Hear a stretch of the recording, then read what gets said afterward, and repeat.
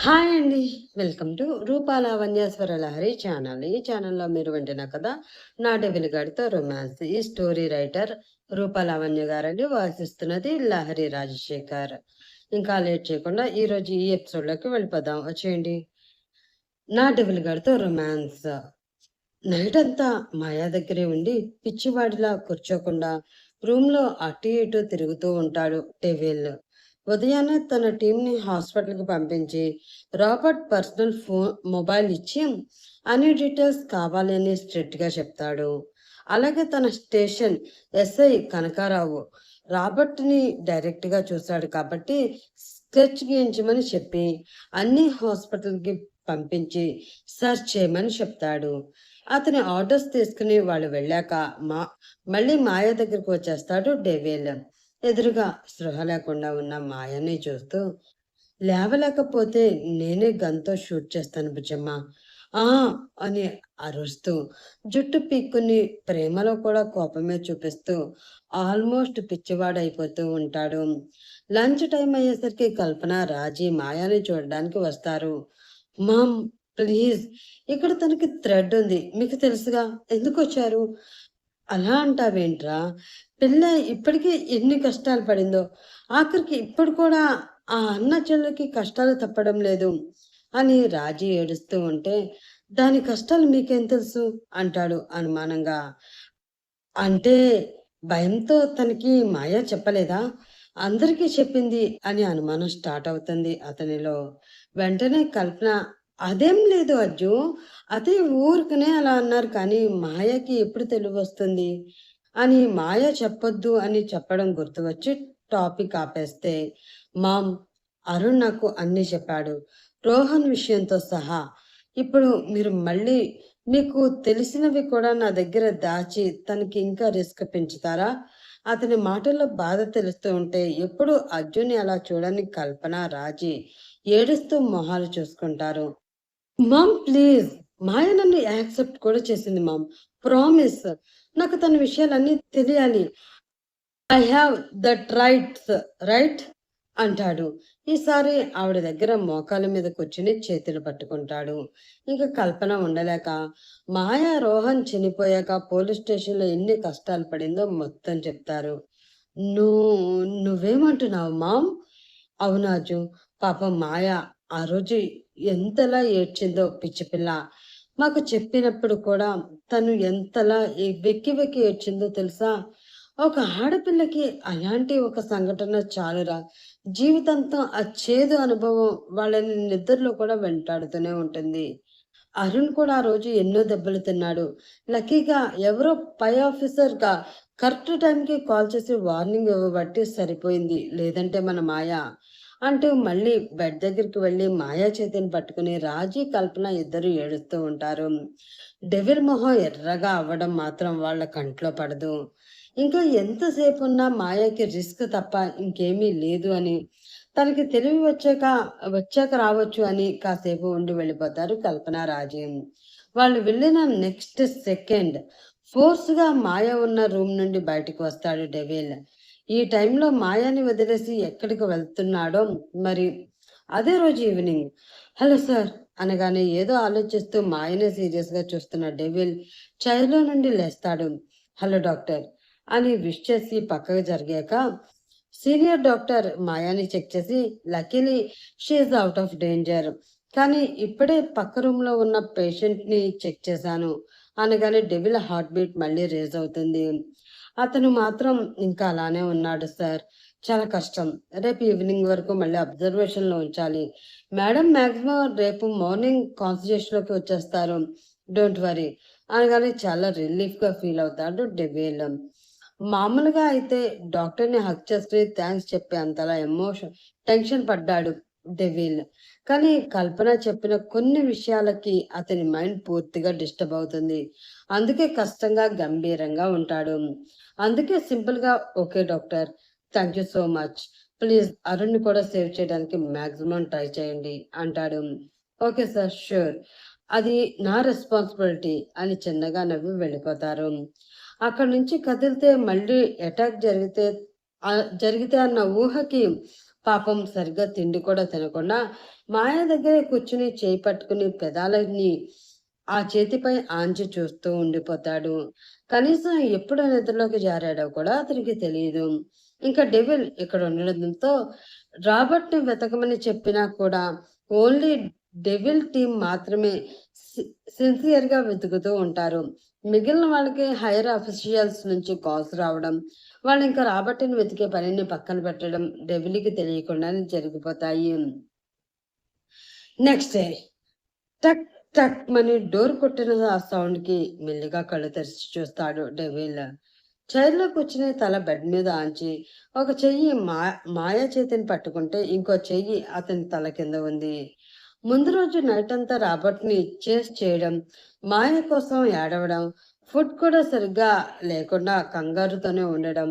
అందుకే ఇప్పుడు కళ్ళు కొద్దిగా మంట పెడుతూ ఉంటే మెల్లిగా లేస్తాడు. మాయ ఇంకా అలాగే కదలకుండా ఉంటుంది. ఇదెప్పుడు లేస్తుంది రాక్షసి అని అనుకుంటూ చేతి మీద పెదాలు తాకించి లేచి డోర్ ఓపెన్ చేస్తాడు. ఎదురుగా కోపంతో వసంత.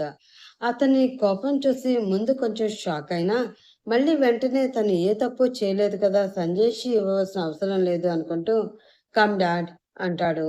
నేను లోపలికి రావడానికి ఆ పిల్లని చూడడానికి రాలేదు అజ్జు. నీకోసం వచ్చాను. నిన్నంతా నువ్వు కనీసం తిన్నావా అని అడుగుతారు.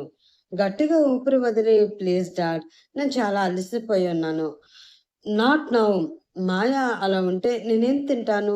ఎలా తినగలను? ప్లీజ్ వదిలేయండి అంటాడు మళ్ళీ లోపల చైర్‌లో కూర్చుని. వసంత్ మాత్రం అజిత్ మాటలకి కోపంతో చూసి, నీలో ఎప్పటికీ చేంజ్ రాదు. నువ్వు నా అజిత్‌వి అనుకున్నానురా. కానీ కాదు. నువ్వు అందరిలాంటి వాడివే. ఎప్పుడు అనేవాడివి కదా, నాలో చేంజ్ రాదు డాడ్. నేనెప్పుడు మీ సన్నే అని. But now see you are changed. పెళ్ళాం కొంగు పట్టుకుని తిరిగే నార్మల్ పెళ్ళాం చాటు మొగుడివి. నువ్వు నా అజిత్‌వైతే కాదు. చెప్తుంటే అజిత్ స్టన్ అయి వసంతనే చూస్తూ ఉండిపోతాడు. వసంత్ అన్నవి నిజంగానే ఒకప్పుడు డెవిల్ అన్న మాటలే. నేను ఏ అమ్మాయిని లవ్ చేయను డాడ్. అదంతా ఉత్తి ట్రాష్. నేనెప్పటికీ మీ అజిత్‌ని. మీ వన్ అండ్ ఓన్లీ సన్ని అని గొప్పగా చెప్తూ అతన్ని తన రోల్ మోడల్ గా చెప్తూ ఉండేవాడు డెవిల్. కానీ ఇప్పుడు నిజంగానే మాయ తన లైఫ్ లోకి వచ్చాక చాలా చేంజెస్ వచ్చాయి. ప్రేమ అంటేనే ట్రాష్ అనేవాడు ఇప్పుడు ప్రేమ కోసం ఏడుస్తూ నిద్రాహారాలు మానేసి ప్రాణం మీదకి వచ్చినా కూడా ఇంకా ఆరాట పడుతూనే ఉన్నాడు. వసంత్ బాధగా ఆ మాటలు చెప్పేసి అక్కడి నుంచి వెళ్ళిపోతాడు. హ్మ్. హ్మ్. అని పిలుస్తూ ఉంటే ఆలోచనలు పక్కన పెట్టేసి కంగారుగా పక్కకి చూస్తాడు. మాయ కదులుతూ అంటూ ఉంటుంది. భుజమ్మా అని పిలుస్తూ ఎమర్జెన్సీ బటన్ ప్రెస్ చేస్తాడు. నర్సు వచ్చి మేడం లెగుస్తున్నారు సార్. నేను డాక్టర్ గారికి ఇన్ఫార్మ్ చేస్తాను అంటూ వెళ్ళి తీసుకువస్తుంది. డాక్టర్ వచ్చి చెక్ చేసి ఒక ఇంజెక్షన్ ఇవ్వగానే మెల్లిగా కళ్ళు తెరుస్తుంది మాయ. ఎదురుగా డెవిల్ కళ్ళ నిండా నీళ్లతో కనిపించగానే ఎక్కడ ఉంది, పక్కన ఎవరున్నారు అన్నది కూడా చూడకుండా గబుక్కున లేచి గట్టిగా హత్తుకుని ఏడుస్తుంది. ఏం కాలేదు బుజ్జమ్మ, ఏం కాలేదు అంటూ డెవిల్ కూడా గట్టిగా హత్తుకొని కాసేపు ఉండిపోతాడు. కానీ 2 క్షణాల్లో బహ భయ్యా ఎలా ఉన్నాడు అంటూ డెవిల్‌ని వదిలి లేచి బెడ్ దిగడానికి ట్రై చేస్తుంది. బాగానే ఉన్నాడు. నిజంగా ప్రామిస్. ప్లీజ్ నువ్వు కథలకి నీకింకా తగ్గలేదు అంటుంటే పక్క నుండి వాళ్ళని చూస్తున్న నర్స్ డాక్టర్ కనిపించి మెల్లిగా వదిలేసి కూర్చోవడానికి ట్రై చేస్తుంది. డీప్‌గా బ్రీత్ తీసుకుంటూ ఉంటే, మేడం ఇప్పుడు మీకు బ్రీతింగ్ ఎలా ఉంది అని అడుగుతారు డాక్టర్. పర్లేదండి. కొంచెం కష్టంగా ఉంది ఎందుకో అంటుంది గుండె మీద చేయి పెట్టుకుని. అలాగే ఉంటుంది మేడం. జస్ట్ 1 అవర్ మళ్ళీ నార్మల్ అవుతుంది అని డెవిల్‌ని చూసి, ఈవినింగ్ కావాలంటే డిశ్చార్జ్ చేద్దాం సార్ అంటాడు. కానీ అరుణ్‌ని మళ్ళీ ఇక్కడ వదిలేసి వెళ్ళడం డెవిల్‌కి ఇష్టం లేదు. అందుకే అలాగే నేను మీకు చెప్తాను డాక్టర్. థాంక్ యూ అంటూ వాళ్ళకి ప్రైవసీ కోసం డాక్టర్, నర్స్‌ని బయటికి వెళ్ళిపోతారు. మళ్ళీ గట్టిగా హత్తుకుని ఆల్మోస్ట్ చచ్చిపోతా అని అనుకున్నా తెలుసా డెవిల్, నీకు నా ప్రేమని చెప్పి 2 నిమిషాలు కూడా అవ్వలేదు. చాలా భయం వేసింది. కానీ మళ్ళీ అప్పుడే హ్యాపీ కూడా. అంటూ గట్టిగా ఏడుస్తూ ఉంటుంది. భయం ఓకే, హ్యాపీ ఎందుకు పిచ్చి బుజ్జమ్మ అంటాడు తనని వెనక వీపు మీద రాస్తూ కూల్ చేస్తూ. కనీసం నా లవని చెప్పాకే పోతున్నా అని అంటుంటే వెనక్కి జరిగి పిచ్చిదానిలో ఒక చూపు చూసి, నీకు నిజంగా పిచ్చే అంటాడు మోహన్ చిరాగ్గా పెట్టి. నిజంగా భయ్య బాగానే ఉన్నాడు కదా అంటుంది మెల్లిగా సర్దుకొని కూర్చుని.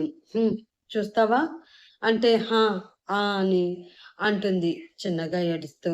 సరే ఇప్పుడే వస్తానుండు అని బయటికి వెళ్ళి మళ్ళీ వచ్చి ఫోన్లో చూపిస్తాడు. అందులో అరుణ్ బెడ్ మీద పడుకుని ఉంటే ఆక్సిజన్ కూడా పెట్టి ఉంటుంది. నర్స్తో వీడియో కాల్ చేస్తున్నాడు అని అర్థమైనా కాసేపు ముందే హెల్దీగా మాట్లాడి కోమాలో నుండి బయటకు వచ్చిన అరుణ్ మళ్ళీ అలా అచేతనంగా పడుకొని కనిపిస్తూ ఉంటే మళ్ళీ ఏడుపు స్టార్ట్ చేస్తుంది. హలో మేడం, మళ్ళీ ఎందుకు ఏడుపు అంటూ కాల్ కట్ చేసి, అయినా నేను అన్నది 100% నిజం కదా, మీ ఫ్యామిలీకి కోమా అంటే హాలిడే ట్రిపే కదా, ఇలా వెళ్ళి అలా వచ్చేస్తూ ఉంటారు అనగానే డెవిల్ అంటూ కోపంగా బాధని కాసేపు మర్చిపోయి ముద్దుగా మూతి ముందుకు తెచ్చి అతని గుండె మీద పిడిగులతో కొడుతుంది. డెవిల్ గట్టిగా చేతులు పట్టి అతని నడుము చుట్టూ వేసుకుని దగ్గరికి లాక్కుంటాడు. తలదూర్చేసి చేతులతో గట్టిగా బిగుస్తుంది మాయ. డెవిల్ కూడా ఎంత భయపడ్డాడో అదంతా ఆ కౌగిలిలోనే చూపిస్తూ ఉంటాడు. ఇద్దరి మాటల్లో చెప్పలేని ఎన్నో భావాలు. అతని స్పర్శ ఆమెని ఆ క్షణాన్ని ఊరడిస్తూ ఉంటే ఆమె కౌగిలి అతనికి ఆగిన ఊపిరిని మళ్ళీ నిలుపుతుంది. తన కోసం అతను పడుతున్న ఆరాటం చూస్తుంటే ఆమెకి కళ్ళల్లో గోదారి ఆగడం లేదు. ఆమెకి జరిగిన దాని గురించి పోలీస్ స్టేషన్ ఇష్యూ తన దగ్గర దాచింది అన్న కోపం ఉన్నా కూడా ఆ క్షణమన్నా అవేమీ గుర్తు రాలేదు అతనికి. ఎన్నో గంటల ఆరాటం తర్వాత మనసు చాలా ప్రశాంతంగా అనిపిస్తూ ఉంటే మనం ప్రేమించే వాళ్ళకి ఏమైనా అయితే ఇలాగే ఉంటుందా అని తనని తానే ప్రశ్న వేసుకుంటూ ఉంటాడు డెవేల్. ఇవ అతనికి ఇవన్నీ కొత్తగా అనిపిస్తాయి మరి. క్రిమినల్స్‌తో ఉండి, ఉండి మనసు రాయిలా మారిపోయింది అనుకున్నాడు. కానీ అది ఎవరి దగ్గర మెత్తగా ఉండాలి, ఎవరి దగ్గర రాయిలా ఉండాలో నాకు తెలుసులే అని చెప్తున్నట్లు అనిపిస్తుంటే నవ్వుకుంటాడు. మనం ఇక్కడ వద్దు, ఇంటికి వెళ్ళిపోదాం అంటాడు. మరి భయ్యా, ఆ రాబర్ట్ మళ్ళీ వస్తే భయంగా అడుగుతుంది అతని కళ్ళల్లోకి చూస్తూ. అరుణ్ కూడా మనతోనే వస్తాడు. ఏం కాదు, నేను చూసుకుంటాను. డాక్టర్స్, నర్సులు, ఎక్విప్మెంట్ అన్నీ అరేంజ్ చేద్దాం అంటుంటే మరి మమ్మ అంటుంది భయంగా. తప్పదు, నువ్వే చెప్పి మేనేజ్ చేయాలి, జస్ట్ కొన్ని రోజులు అంటాడు గట్టిగా హత్తుకొని. మాయాకి కూడా అదే బెటర్ అనిపిస్తుంది. మళ్ళీ వెంటనే తన కోసమే అనుకుంటే ఇప్పుడు ఆమె ఫ్యామిలీ కోసం కూడా తపన పడుతున్న అతన్ని చూస్తూ ఉండిపోతుంది. ఇలా ఎవరైనా చేయగలరా అసలు? మోసం చేసి, నటించిన విషయం తెలిసి, చంపాలని ప్రయత్నించి, దూరంగా వెళ్ళాలని అనుకున్నా కూడా, తిరిగి మళ్ళీ అతని దగ్గరికే తెచ్చుకొని, ప్రాణంగా చూసుకుంటూ, ప్రాణాలని అడ్డు వేసి కాపాడుకుంటూ, ఇప్పుడు ఆమె కోసం కుటుంబంలో అందరినీ కూడా కాపాడుతున్నాడు. తను చాలా దురదృష్టవంతురాలు అనుకుంది ఇన్ని రోజులు. కానీ ఇప్పుడిప్పుడే అతన్ని అర్థం చేసుకుంటూ, ఇంత ప్రేమ పొందుతూ అదృష్టవంతురాలని అర్థమవుతూ ఉంటుంది. మరి ఈ ప్రేమ చివరి వరకు ఉంటుందా? అదే రోజు నైట్‌కి అరుణ్‌ని అంబులెన్స్‌లో తీసుకుని ఇంటికి స్టార్ట్ అవుతారు ఇద్దరు. కల్పనకి కాల్ చేసి అంతా చెప్పి అరుణ్‌కి కూడా సెపరేట్ రూమ్ రెడీ చేయిస్తాడు డెవిల్. పూనం గారికి మొత్తం కాకపోయినా మాయ, అరుణ్ ఇద్దరి మీద అటాక్ జరిగిందని అయితే చెప్తారు. ఇంకా ఆవిడ మాయ వచ్చే వరకు డోర్ దగ్గర ఉండి ఏడుస్తూ వెయిట్ చేస్తూ ఉంటారు. వీళ్ళు రాగానే శామ్ అని గట్టిగా ఏడుస్తూ హత్తుకుంటారు పూనం. అరుణ్కి ఏమైంది, నిజం చెప్పు అని అడుగుతుంటే మాయ డెవిల్నే చూస్తుంది ఏడుస్తూ.